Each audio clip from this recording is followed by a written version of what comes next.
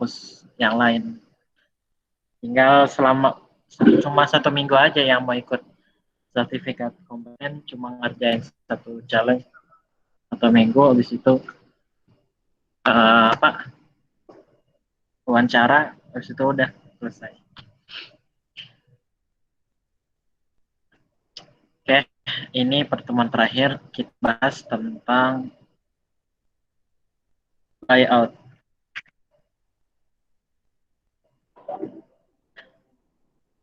Nggak bisa balas, Fawaz lagi di mana ya Fawaz? Mau nggak bisa balas soalnya masih pengajian. Oh, oke, siap. Nah, hari ini kita bahas tentang layout and composition.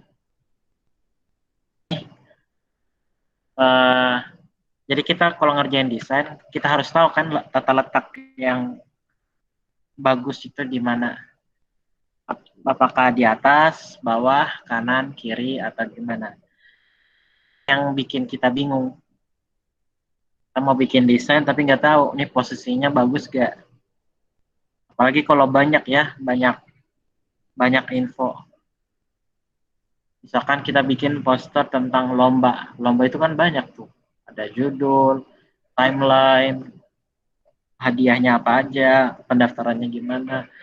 Itu dalam satu poster harus masuk tuh, tapi gimana caranya kita baginya gitu. Gimana pembagian tata letak itu kayak gimana. Nah, ini mungkin paling penting ya dibanding font sama tipografi, karena ini yang bikin enak dilihat. Materi ini paling enak dilihat tentang layout sama composition. Nah, apa sih composition? Nah, ini ya simple, sederhana, tata letak aja. Nah, di mana si elemen ini kita naruhnya di mana nih? Kira-kira enaknya di kiri atau kanan, atas atau bawah? Itu sih arti dari composition, tata letak. Nah, sebelum kita masuk ke gimana cara ini, saya mau ngejelasin ada 5 basic buat ngerapihin konten. Ya, jadi kalau mau bikin konten biar enak dilihat dan rapi, ada 5 yang harus teman-teman pelajari, harus pahami. Nah, yang pertama ini namanya proximity. Kedua ada namanya white space. Ketiga alignment. 4 construct. 5 repetition. Kita bahas satu-satu. Yang pertama itu namanya proximity. Nah, kita mulai paling pojok ya, sebelah kiri. Poster yang ini. Nah, ini yang disebut dengan proximity. Kalau menurut teman-teman proximity itu apa? Teman-teman lihatnya itu apa itu? Coba dari Isti, apa artinya proximity menurut Isti dari poster yang ini?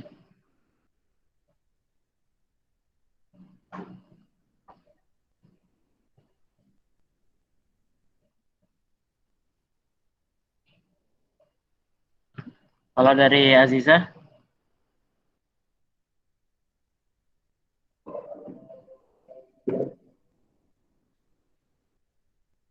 Oke. Mungkin Aziza ada pandangan?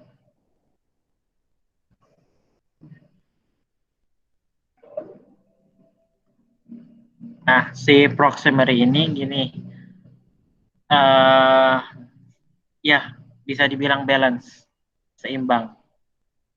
Nah, kalau kita lihat ya, paling sebelah kiri itu si judul sama subjudul, dia punya tempat tertentu. Terus untuk website, nomor, kontak, punya tempat tertentu. Terus icon juga sama. Nah, proximity ini maksudnya gini, gimana kita bisa membagi elemen itu berdasarkan kategori dan itu balance. Kategori judul, subjudul di sini, kategori logo di sini, kategori sosial media di sini, timeline acara di sini. Nah, ini yang disebut dengan proximity. Jadi harus seimbang.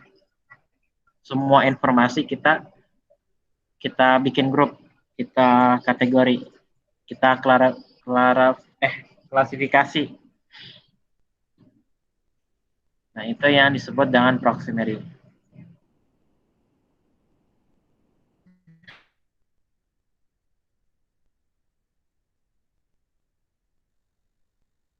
Ini ada ini kan, ada jarak di atas, ada jarak di bawah, kiri dan kanan juga ada jarak.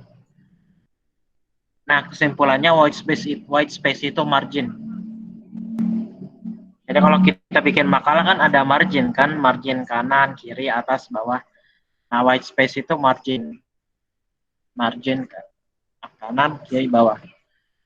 Nah, jadi kalau kita bikin poster harus ada white space. Kayak rapi, ada jarak nih ya. Teks ini kan ada jarak tuh, atas, bawah, kiri, kanan. Terus si matahari ini ada jarak atas, bawah, kiri, kanan. Nah, harus, jadi ini namanya white space. Ada margin. Biar rapi, biar enak dilihat. Nah, ini yang kedua, white space. Nah, yang ketiga, namanya alignment. Nah, alignment ini bukan alignment ini kalau di Word itu kan ada tuh alignment atas lagi apa? Kiri, tengah, kanan. Nah, itu namanya alignment. Nah, jadi elemen ini maunya elemen ini maunya di sisi mana nih? Sisi kiri, sisi tengah, sisi kanan. Nah, kayak gini ya. Sisi ini di sisi kiri. Terus tengah, speak, kanan. Misalkan nih, kita bikin poster ada logo. Nah, logo itu harusnya di paling atas di tengah. Sudah ada kan? Paling di atas dan di tengah. Nah, itu namanya sisi. Mungkin kita maksudnya gini, bentar ya.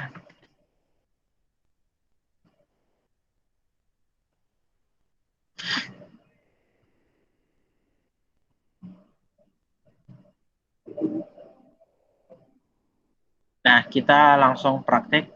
Nah, tadi yang dimaksud dengan sisi itu ini. Misalkan nih ada logo. Nah, ini paling atas nih namanya alignment. Ini align, mau di di kiri atau kanan. Nah, ini juga harus ada aturan alignment.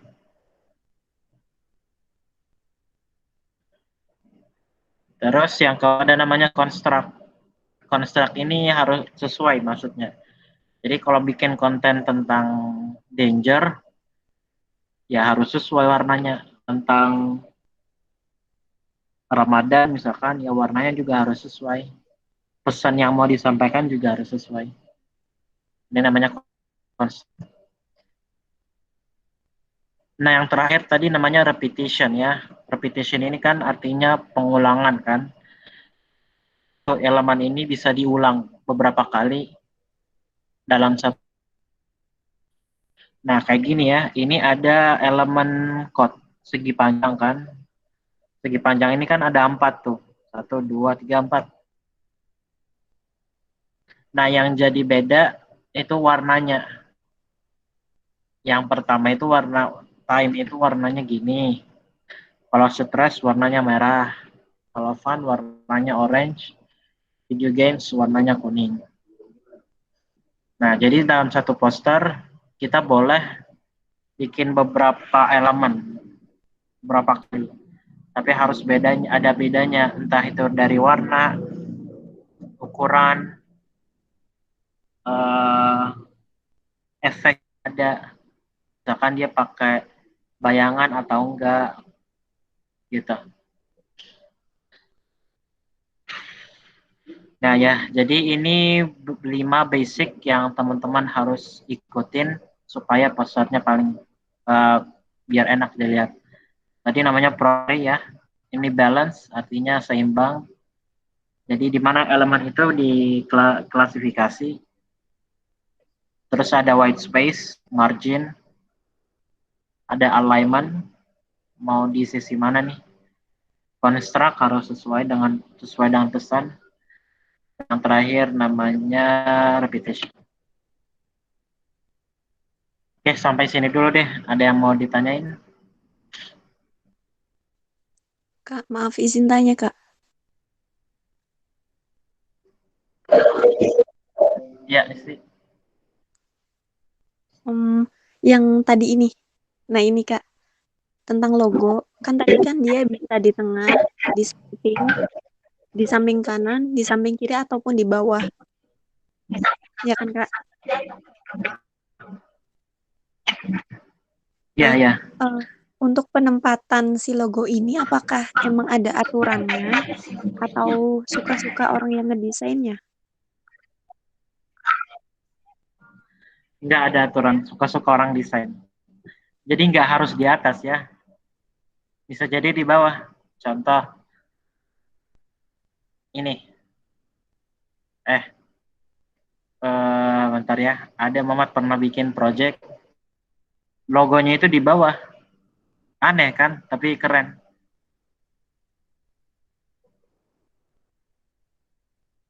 Jadi nggak mesti di atas. Bisa jadi di bawah. Nih, kayak gini.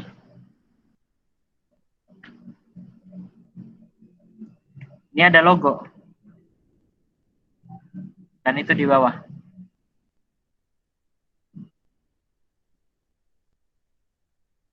Gitu. Ini nggak mesti.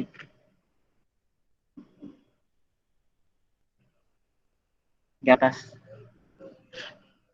Oke, Kak. Makasih.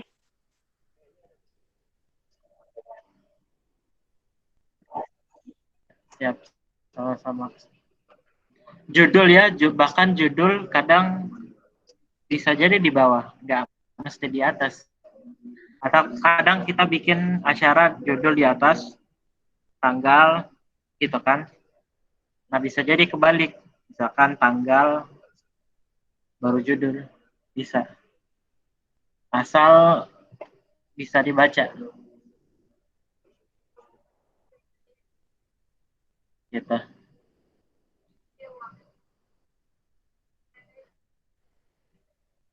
Oke, ada lagi dari Aziza? Fawaz? Fawaz keluar, Fawaz nggak Kak. ada ya?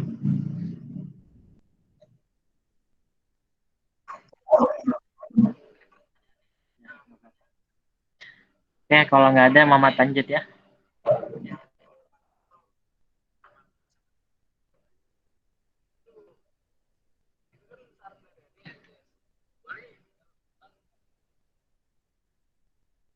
Oke, lanjut.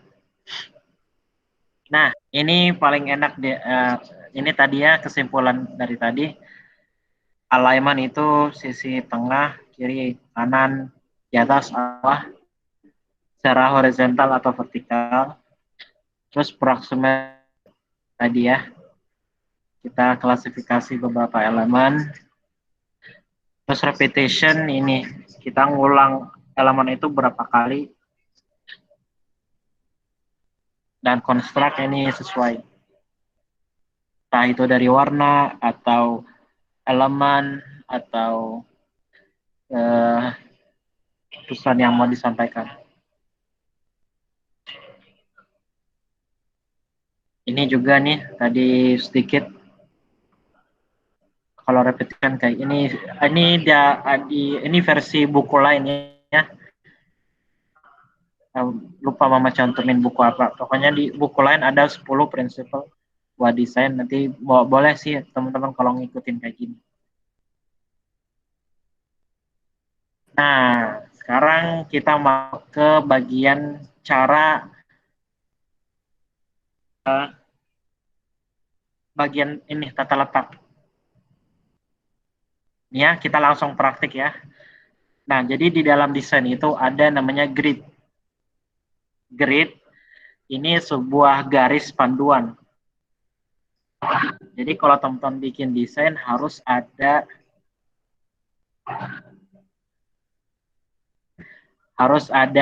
garis panduan supaya rapih. Nah, kita langsung ya kita praktik. Misalkan di poster ini.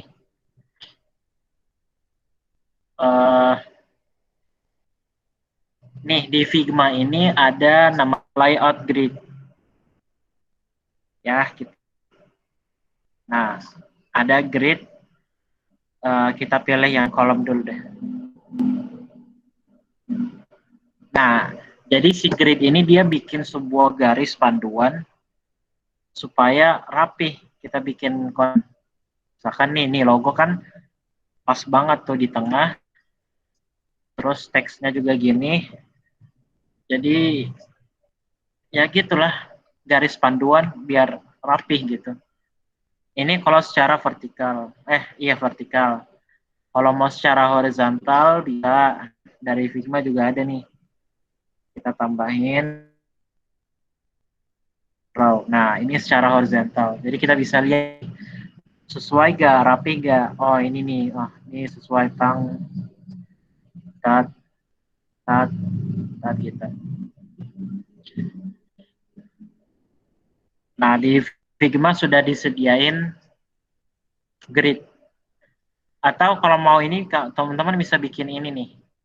Panduan sendiri. Dengan cara yang ini. Kita tarik ya, ini. Kita tarik begini, terus kita tarik misalkan gini. Nah, ini juga termasuk grid. Garis panduan. Nah, jadi kalau mau rapihin konten harus bikin garis panduan supaya rapi. Nah, di Figma sudah disediain namanya layout grid. Bisa 10, misalkan nih, tadi kolom kan berapa nih? Ada 5 kan, kita bisa misalkan 12. Nah, bisa 12. Kita bisa 3 aja misalkan. Nah, satu nggak ada apa-apa sih. 2, nggak bisa. Kita mau bikin brosur kan, misalkan. Kita bagi 3. Nah, gitu. Oke, paham kan grid itu apa? Garis panduan. Paham, Soalnya Kak. nanti kedepannya kita ngebahas tentang grid mulu nih. Tapi di sini udah aman kan? Bisa? Aman, Kak. Oh, oke. Siap. Nah, itu grid. Grid itu bisa jadi secara vertikal atau horizontal. Nah, ini yang coba bisa dibesarin. Nah, jadi kalau mau bikin konten, ikutin aturan, harus dihafalin. Ada beberapa istilah yang harus kita hafal. Pertama tadi namanya kolom. Yang ini ya, kok nggak ada hilang. Kolom. Nah, kolom ini ya baris. Baris sih apa? Ya kolom sih. Kolom. Ada row. Kalau margin, udah tahu kan margin jeda atas, bawah, kiri, kanan. Ada namanya Ya, Kak. modul. Modul ini ya satu kotak dalam satu kolom atau row. Ini misalkan nih kotak ini namanya, ini kotak logo, ini modul. Nah, ada flow line. Ya, nih. Ini namanya flow line garis ini. Nah, nih. Nah, ini flow line. Garis. Ini namanya flow line. Terus ada namanya istilah nih, gutter. Gutter ini jeda antara kolom dan row. Bahkan jeda antara modul juga bisa. Misalkan nih, kolom pertama sama kolom kedua kan ada jeda tuh, berapa piksel. Nah, ini namanya gutter. Atau antara modul ini sama modul ini, ada jeda. Itu namanya gutter. Ada lagi istilah namanya special zone. Special zone itu kumpulan beberapa modul. Ini buat klarifikasi, ya, buat kelas. Saya gabungin beberapa modul di sini untuk jadiin kotak ini.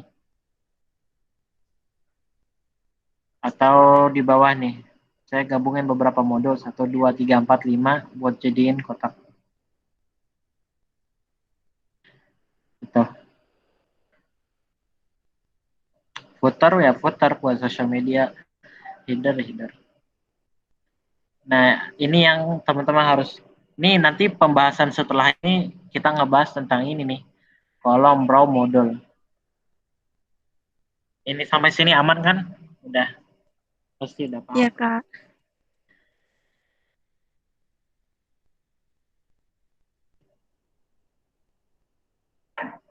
Ini dua. Nah, sekarang saya bahas satu-satu. Nah, teman-teman bisa pakai cara namanya ini. Ini namanya grid manuscript.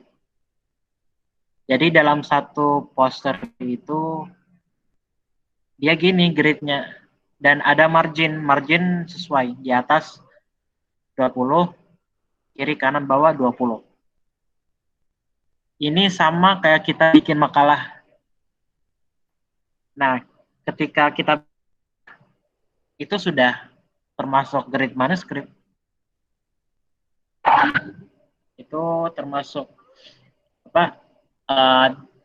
Layout grid manuscript.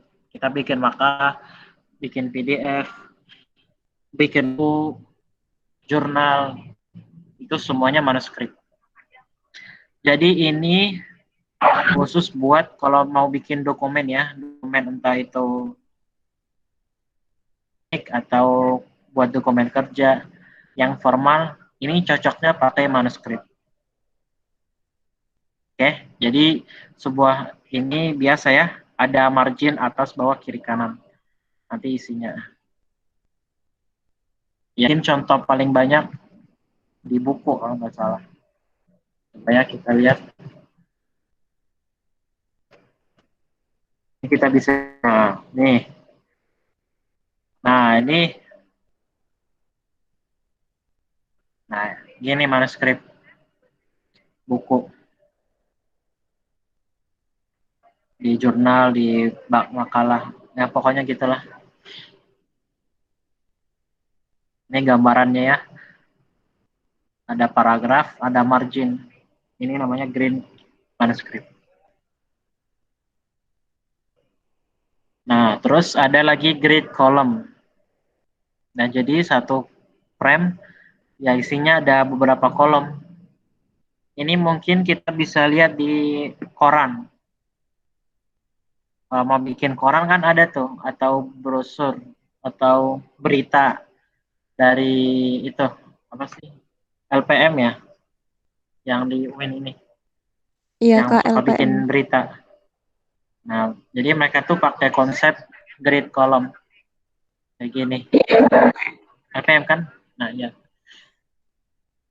Nah, ini khusus buat kalau mau bikin koran atau majalah. Nah, bisa pakai grid column. Tinggal bagian aja, bagian 3 kolom udah bikin selesai.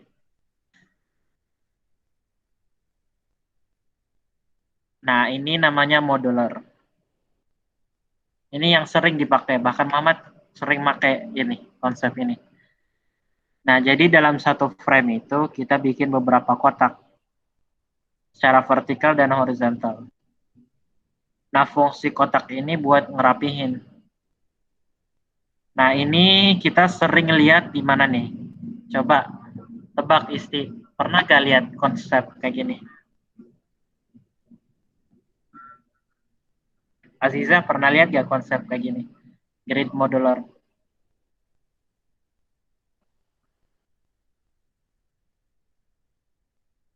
Belum pernah, Kak.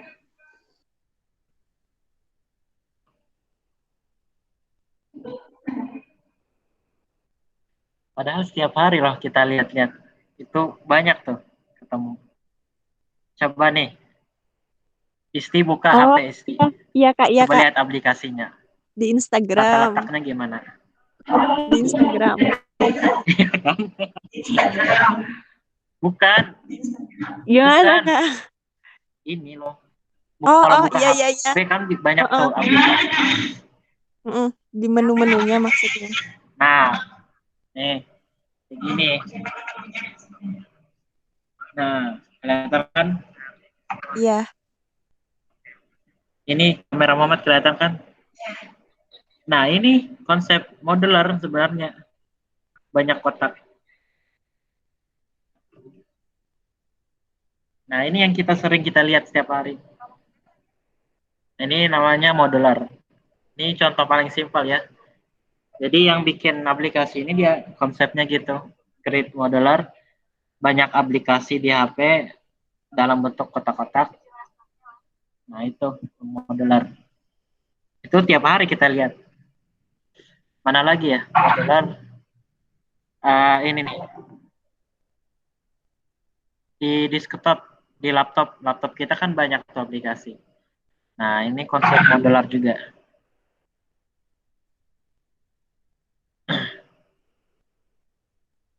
Kalau ini beda ya. Ini bukan modular. Nanti Mama jelasin. Nah, paling sederhana kayak gini, aplikasi di laptop atau di HP itu modular. Nah, kalau di desain juga kita bisa pakai konsep itu. Kayak gini kan. Ini bisa kita pakai modular buat ngerapihin konten.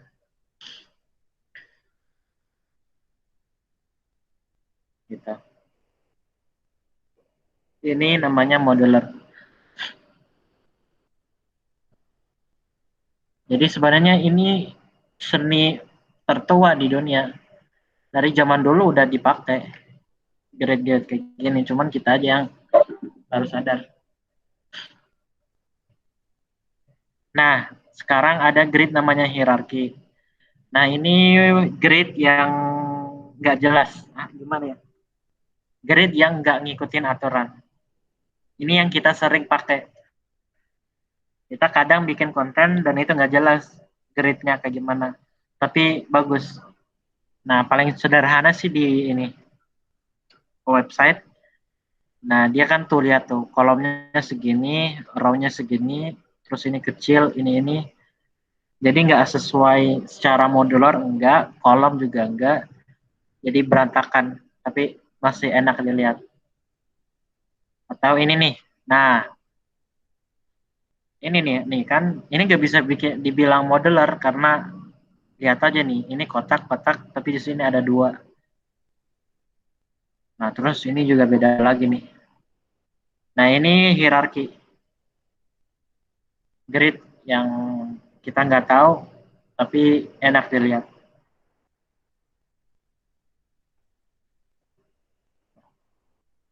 Nah, ada lagi grid namanya huruf F. Nah, kalau kita lihat nih, di sini ada nih ya. Nggak bisa ya. Kayak gini nih. Tak, tak, eh.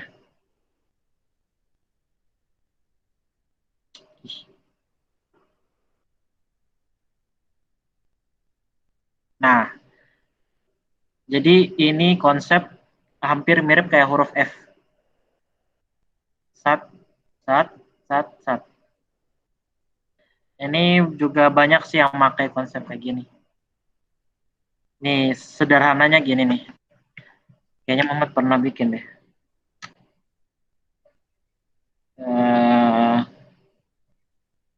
Oh ya, ini. Ini konsep F ya, grade F.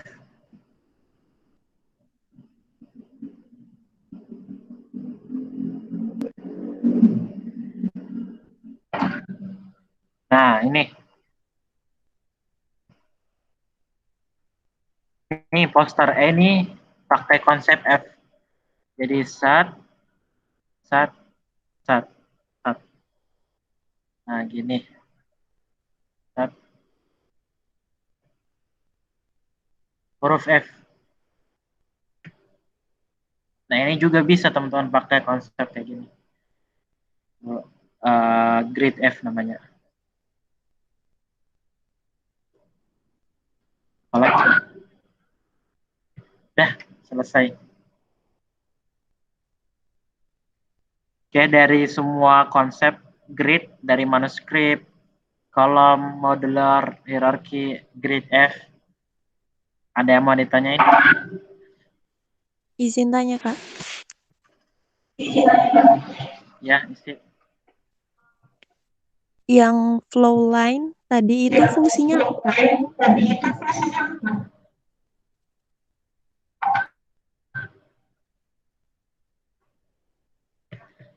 Flow line. Flow, nggak ada fungsinya sih. Apa ya fungsinya? Jadi cuma ini doang nih. Cuma ini kan jadi kita bisa bikin konten nih. Konten seukuran ini ya di dalam modular ya. Nah, atau kita bisa ke bawah sedikit.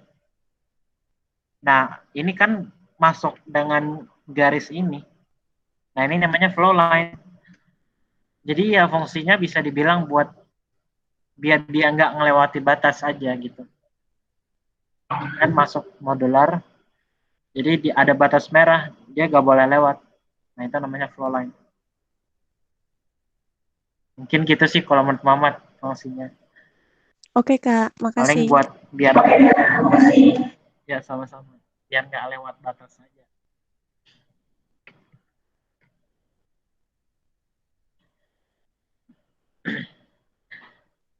Kalau di Canva kayaknya bisa deh bikin nggak tahu. Kalau Isti biasanya kalau desain ada ini nggak garis gini? Belum tahu, Kak. Ini baru tahu. Biasanya kalau desain pakai apa? Kan belum pernah desain sebelumnya. Oh iya, siap siap. Canva nggak tahu ada apa enggak. Pernah Kalau pakai Figma Canva, ada, tapi ada garis-garis gitu. Nggak ada. nggak ada ya? Iya, Canva sudah ada template-nya ya, jadi langsung biar diganti ya. betul. Iya, udah enak. Nggak perlu ini. Nah kalau Canvas, kan kalau Figma nggak ada template, jadi bikin sendiri. Tapi sudah disediain sih sama Figma konsep grid ini, jadi biar enak dilihat, biar bisa rapihin. Azizah, ada yang mau ditanyain?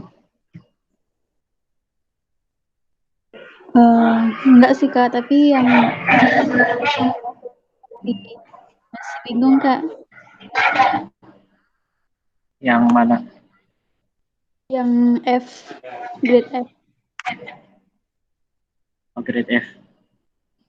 Ya, kenapa? Masih bingung aja sih Kak nanti. Nah, grade F ini jadi kita uh, sederhananya sih gini. Nah, ini. Jadi kita bisa bikin sebuah konten, tata letaknya begini. Ini judul, ini yang informasi lain. Sampai sini. Nah, sederhananya gini. Jadi kita bisa bikin konsep. Kalau misalkan nih ya, acaranya simple, cuma judul, waktu, sama pembicara, udah, ini sudah cukup. tinggal judulnya gini, terus ini buat informasi lain, ini buat pemateri di bawah. Nah, jadi konsep F ini kita sebenarnya sih sering dipakai di website. Nah, di desain sebenarnya bisa, tapi dan enak kan, kelihatannya bagus gitu. Sih dipakai di website, tapi kalau di desain juga masih bisa masuk akal. Nah, tadi cara nentuinnya ya simpel aja sih kalau menurut Muhammad. Tinggal kita bikin bayangan kita gini. Oh, kalau huruf F kayak gimana ya? Oh ya, huruf F begini. Terus apa ya? Gini kan? Terus gini. Ini bayangan kita kan huruf F. Ya udah, kita sesuaiin aja judul, informasi lainnya. Tak tak tak. Gitu. Sederhananya.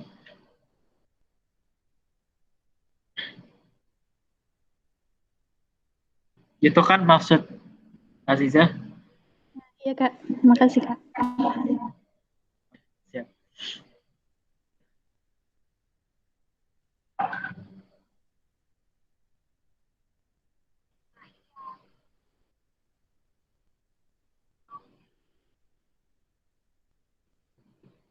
Ini kesimpulan tadi. Proximity kayak gini, alignment udah tahu kan. Terus balance, unity itu tadi ya. Kita kelompokin beberapa klasifikasi, beberapa elemen. Ini juga bisa pakai ya, misalkan buat balance, repetition. Oh ya, untuk typography gini, judulnya ukurannya segini, subjudulnya harus lebih kecil dari yang judul, subjudul kecil dari subjudul. Nah, gitulah. Terus ada lagi namanya white space. Terus pattern ini ya pattern kayak misalkan nih kita bikin desain, kita butuh background motif-motif di belakang. Nah, pattern itu bisa kayak motif-motif gitu.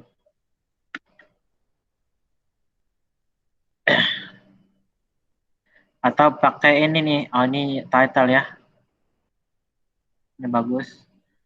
Jadi ukuran itu nggak semuanya sama, nggak harus ada yang lebih besar, ada yang lebih kecil. Jadi biar enak dilihat.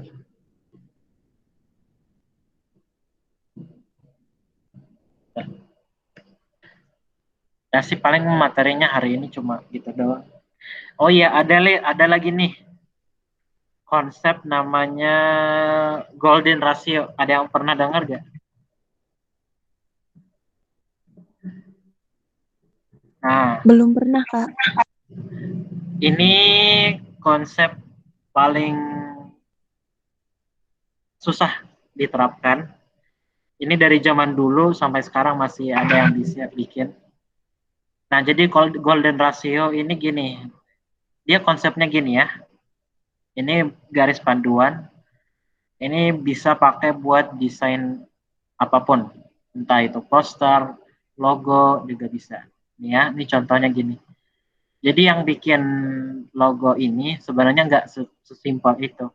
Dia pakai konsep golden ratio.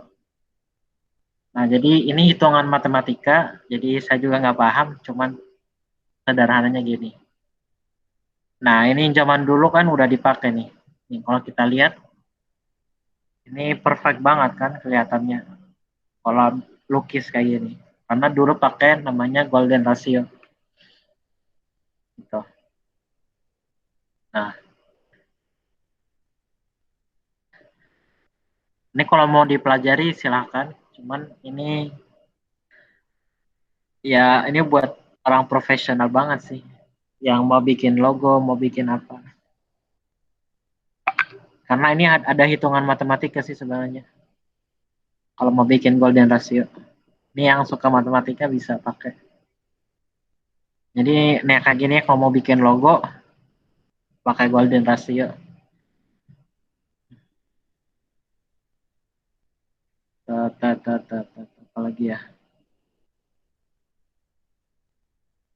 Nah iya, ada beberapa jurnal yang ini yang meneliti tentang desain ini yang di Mesir ini segitiga.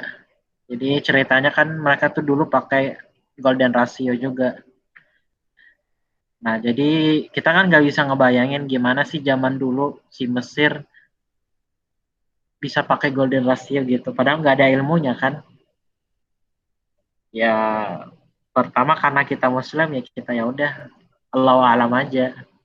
Tapi kalau berdasarkan jurnal-jurnal ada yang bilang gini teorinya ya, ada yang bilang dulu ada alien gitu, ada makhluk luar angkasa datang ke bumi dan mereka yang punya pengalaman banyak di bidang teknologi arsitektur dan mereka yang ngajarin si Mesir ini bikin ngajarin konsep kayak gini golden ratio. Ya nggak tahu lah ceritanya kayak gimana, tapi ada yang bilang kayak gitu. Makanya tadi Mamat bilang ini seni tertua di dunia. Jadi dulu nah kan kayak gini, dulu pakai golden ratio.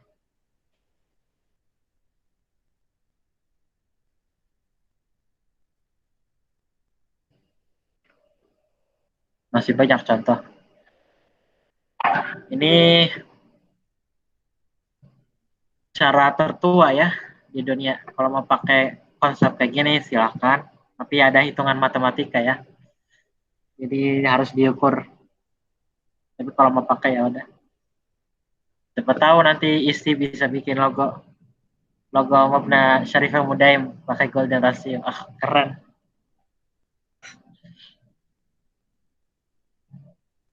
Amin. Amin.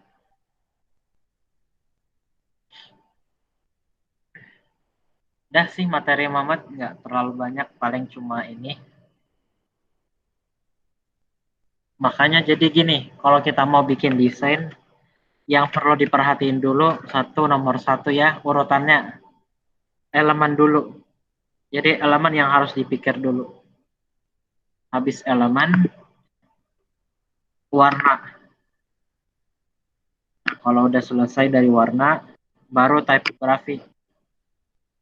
Habis typography, baru terakhir tata letak. Gitu. Jadi jangan langsung tata letak, tapi tipografinya masih gini, atau warnanya kurang.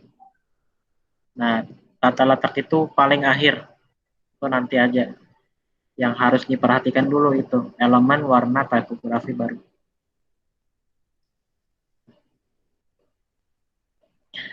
Oke, selanjutnya saya mau bahas tentang itu sertifikat. Nah, teman-teman yang mau ikut e-sertifikat, kan kemarin udah ada tuh Linktree kan, Linktree apa?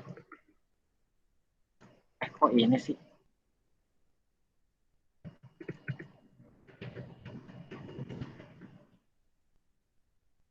Nah, jadi yang mau ikut, mau dapat sertifikat kompeten, masuk ke ini, pengajuan e-sertifikat.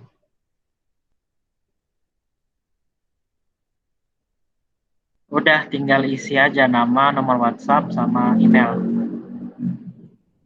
Nah, nanti kalau datanya udah terkumpul, nah jadi teman-teman daftar dulu, baru mulai besok udah bisa mulai bikin poster dari tanggal 11 hari ini ya harusnya sampai hari Jumat. Jadi bikin poster, bebas temanya apa aja. Nanti kalau udah ada, nanti kita kumpul hari Sabtu atau Minggu. Nanti Muhammad mulai. Kita kayak gini ya, Google Meet. Jadi misalkan nih kita dapat 5 peserta, ya udah semuanya masuk. Nggak ada breakout room, nggak. Maksudnya nggak nggak misalkan nih Isti dari jam 9 sampai jam ini, terus Aziza enggak. Semuanya masuk. Setiap orang juga harus presentasi. Nanti pertanyaannya pasti beda-beda berdasarkan apa yang Muhammad lihat. Gitu. Aziza bikin tentang COVID. Nah, jadi Muhammad tanya yang Muhammad lihat aja gitu. Pasti setiap orang beda-beda pandangannya, setiap desainer beda-beda jawabannya, itu nggak masalah. Nah, nanti Muhammad tanya aja deh. Jadi misalkan nih kita udah dapat 5 peserta ya, kita kumpul jam 8 misalkan. Udah, teman-teman mulai presentasi, nanti mulai tanya jawab. Udah, selesai. Jadi tinggal isi ini aja deh, data nama lengkap, buat masukin di sertifikat, nomor WhatsApp sama email. Oh iya, sertifikatnya nanti saya kirim lewat email. Ya, saya lewat email, makanya saya butuh email.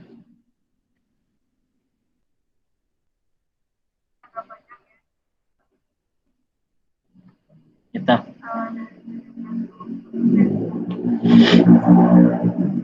Gimana? Aman kan? Aman, Kak. Aziza, Aman. mau ikut ya sertifikat kompeten? Belum tahu, Kak. Oh, belum. Kalau isi, Ada niatan, tapi nggak tahu nantinya, Kak. oh, oke, siap. Fawas belum ada ya? Ayo, udah deh. Nah, sih paling itu aja. Materi udah selesai, alhamdulillah. Ini udah. Udah ya, kita tutup aja, udah malam. Oke. Ya. Maaf, Ayo, isi. mau tanya. Ini pertemuan terakhir. Iya, pertemuan terakhir.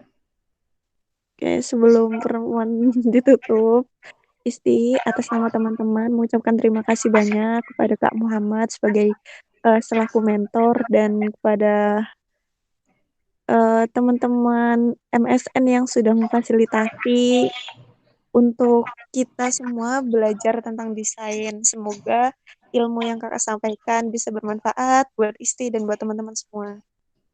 Terima Iya, kasih ya Kak, makasih waktu dan segala-galanya yang udah diluangin buat belajar desain ini.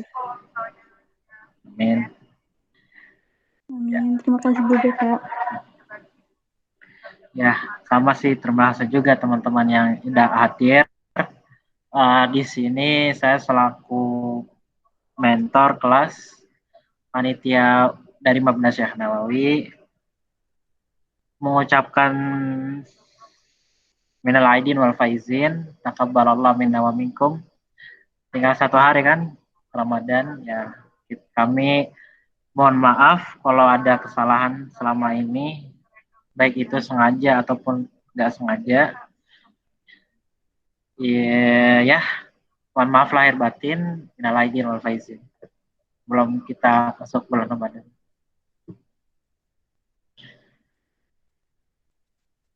Ya Kak, mohon maaf juga ya Kak. Ya, maafin. Oke, thank you. Isti, thank you Aziza. Kita cukupkan saja. Kita tutup dengan kafaratul majelis. Subhanakallahumma wa bihamdik. Asyhadu an la ilaha illa anta astaghfiruka wa atubu ilaik. And assalamualaikum warahmatullahi wabarakatuh. Waalaikumsalam warahmatullahi wabarakatuh. Terima kasih Kak. Terima kasih, sama-sama.